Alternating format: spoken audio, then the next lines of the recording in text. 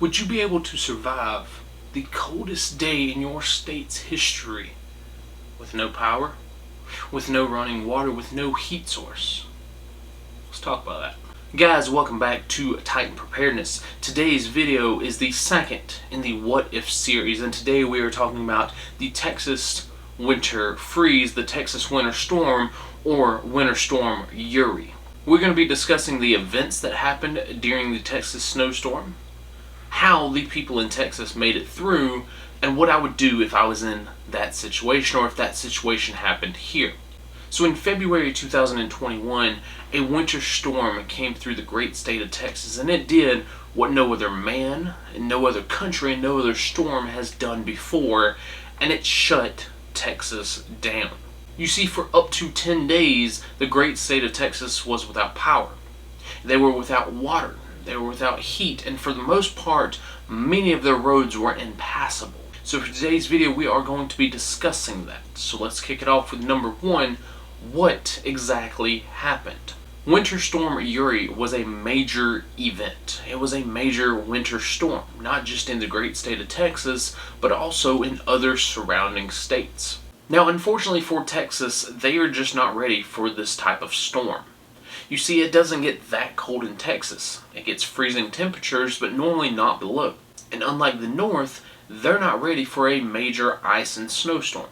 So the first things that Texans faced was a winter snowstorm that they weren't ready for. Winter Storm Yuri lasted for almost a week, and then the aftermath lasted even longer than that. So the first event was the winter storm, but that leads to the second event, which was the power outages that were caused by the winter storm. You see, the Texas power grid has a mixed bag of where it can power from. They have wind, they have solar, they have coal, they have nuclear, and they have natural gas. But this winter storm was so bad that basically all of those systems completely shut down. The coal had gotten so frozen where it was non-usable anymore. You couldn't break it apart. The wind, the turbines stopped spinning because they were frozen in place. The solar was covered up with ice and snow, so it was no longer valuable. And the natural gas froze in the pipelines. Now that last one is a big eye-opener for me. Because if you have natural gas, chances are you have a little space heater on the wall. And whether you have power or you don't have power, it doesn't matter. That space heater works. But the natural gas froze in the pipeline. The pipelines stopped working. That means that the people who are relying on natural gas to heat their home during a power outage no longer had that backup heat source. Now, at one point, 4.5 million people were without power. And they were just minutes away from having a critical grid failure that would have lasted for years. Texas came damn close to being a third world country. Now, the third event that Texans faced, on top of having no power and no heat in the wintertime, was the fact that they had no water. And an event like this, where you have record cold temperatures, you can't just go walk 5 miles down to the creek and gather water that way. It doesn't work that way. Now, this event only lasted for 10 days. Some people had their power restored day 2, day 3, but a majority of them went a week without power, if not longer. So, how did the people survive?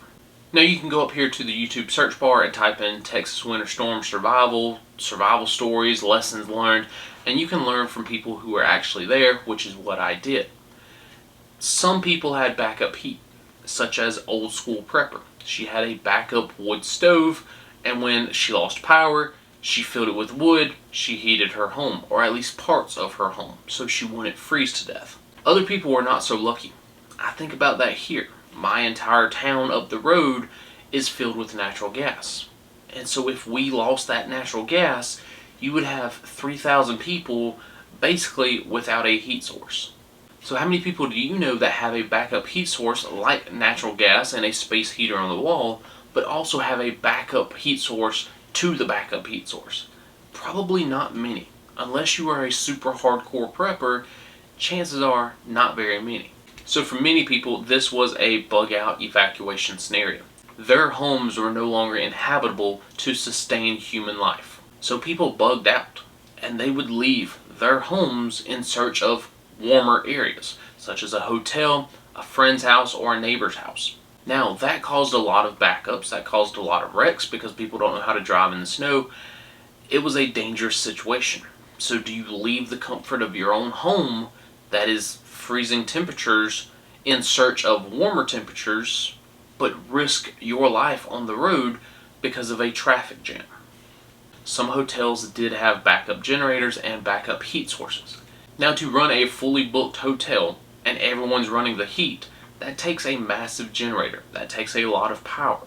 Eventually, those generators would go out. They would run out of fuel. So for a lot of people, the bug out to a hotel plan was only good for about 2 or 3 days. Then, when the generator ran out of fuel, then what? Then they had to bug out again and go somewhere else. But there were many people who chose just to stay home and suffer during this event. Now, I've done a video on how to survive a winter storm. If you do lose power, I will link that below. They pulled out every blanket, every sleeping bag, every coat that they had, and they wrapped up in it. And they sat in one room, and they tried to make as much heat as possible for that single room. That is what you have to do when you lose power, when you lose heat, when there's no other way to heat your home. You have to make your own heat. Now, unfortunately, some people did lose their lives due to this event. You've got impassable roads, you've got no power, you've got no heat. Of course, the most susceptible people are the elderly and the young, just like any other event. You had people lose their lives because they tried to bug out, because they tried to leave, and they would get stuck in their cars on the side of the road. You had people who their only heat source was their vehicle, and so they would start their vehicle up in their garage. Now, unfortunately, that causes carbon monoxide poisoning. Please don't do that. Moving on to part number 3. If that situation happened here in my state of South Carolina, what would I want in preparation for that event? The first thing that I would want is a non-government controlled heating source. Now, what do I mean by that? As I said, the natural gas lines froze. That is a government regulated heat source. I would want something that is not government regulated, i.e. a kerosene heater, or a propane tank with a burner on top, or even a wood burning stove. Any of those 3 options are independent of a government entity. I use my kerosene heater as a backup to the backup. My primary heat source is propane coming out of the vents. If I lose power, I have a wall-mounted space heater that propane runs into. Now, if I run out of propane, I need an independent heat source. That is where the kerosene heater comes into play. Kerosene is safe to use indoors as long as you have some common sense. Don't block yourself off, don't seal off the room, have some common sense. The kerosene heater is my backup to the backup. It is independent. All I need is a good wick and fuel, and that kerosene heater works. That is independent on any government entity. Same thing with a 20-pound propane cylinder with some sort of burner on top, or a wood-burning stove. They are all independent. No government official, no government entity, city or state can say, you know what, it's negative 15 degrees outside, it's the coldest weather we've ever had in this state, but you, having an independent heat source, we need to shut that down. They can't do that because it's your heat source. It is your independent heat source. The second thing that I would want is a combination of a good vehicle survival kit and a place to go if I had to leave my home. There's no point in me leaving my home and going uptown if town has no power and the hotels, motels don't have power either. So I would want somewhere to go. I would want to find someone who has an independent heat source. I would want to make sure I have a vehicle that can drive on said road when it gets icy and snowy, and I would want to make sure that I have a great vehicle survival kit. Remember, I'm traveling with kids. I would take some vehicle like my 4-wheel drive Explorer, and I would also load the kids up in the van. And I would have tow straps, I would have jumper cables, I would have everything I need. That way in case, man, we hit a ditch and now we have to spend the night out here in the cold freezing conditions, I would have everything I need to keep not only myself safe, but also my kids. good high quality sleeping bags for every person, bubble wrap or mylar sheeting for the blankets in case we had to spend the night in our vehicles. You'd want to try to keep all the heat in and all the cold out. Food, water supplies for every single person. Comfort items such as a tablet, cards, games, books, something that the kids can play in while we're spending the night in a vehicle. Good winter condition survival kits for your vehicle. Also, kitty litter, tow straps, jumper cables. Because chances are if you're stuck in a ditch, you might be there for 2 or 3 days before someone comes and rescues you. Now, if you have those items with you, all you have to do is find someone in a big jacked up truck to come pull you out. You don't have to have someone with a jacked up truck, jumper cables, and a tow strap. Just someone with a jacked up truck. Now, the third thing that I would want in this situation is a good cook system / water system. As I said, the water went out in Texas because of the power. So I would want a good water system. Now, if that means walking down to the creek or if that means walking out to my well and dropping a 5-gallon bucket in, so be it. But I would want some way that I could have warm water. Now, being able to heat up your water is far more important than having just cold water. If you're cold and you drink cold water, it's going to make your body even colder.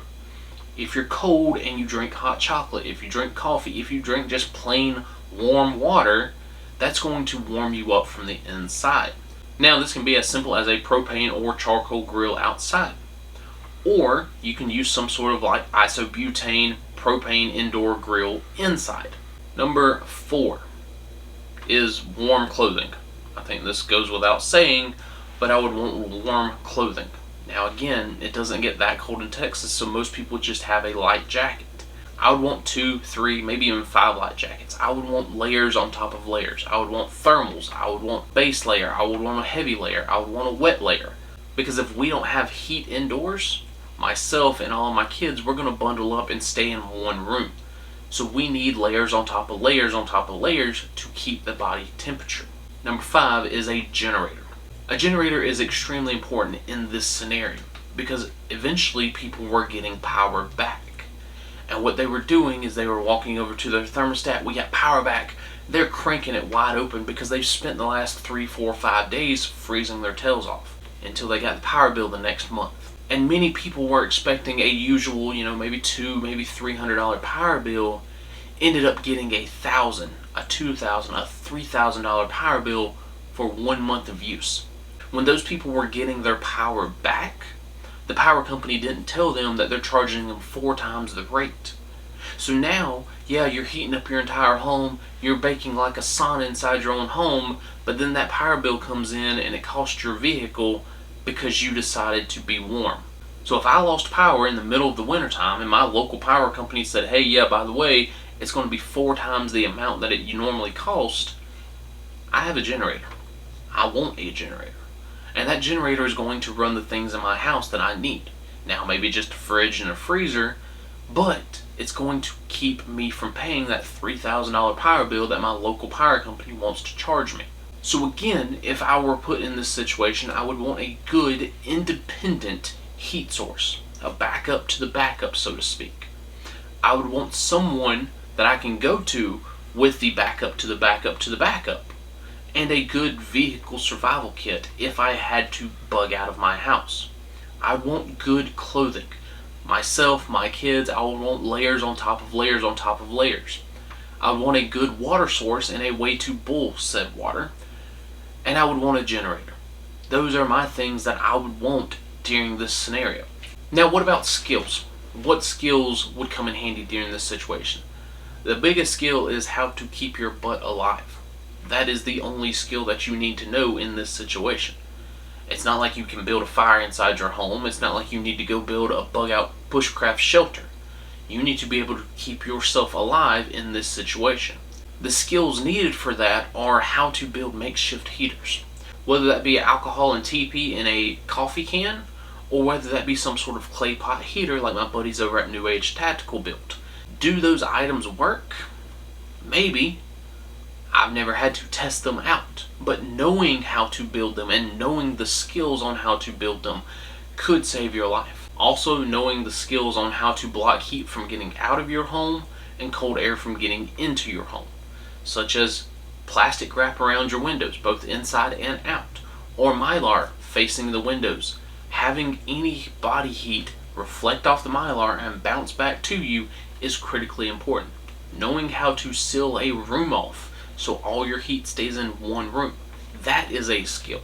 You don't need to know how to grow a garden, you don't need to know how to build a bushcraft shelter, you don't need to know how to make fire out in the woods. Those are not skills necessary for this event unless you're dumb enough to go out in it.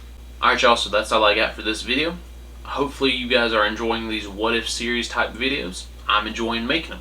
Give me some more scenarios and situations that you want me to talk about, and I will keep making these types of videos. Alright guys, that's all I got for today. Day 2 out.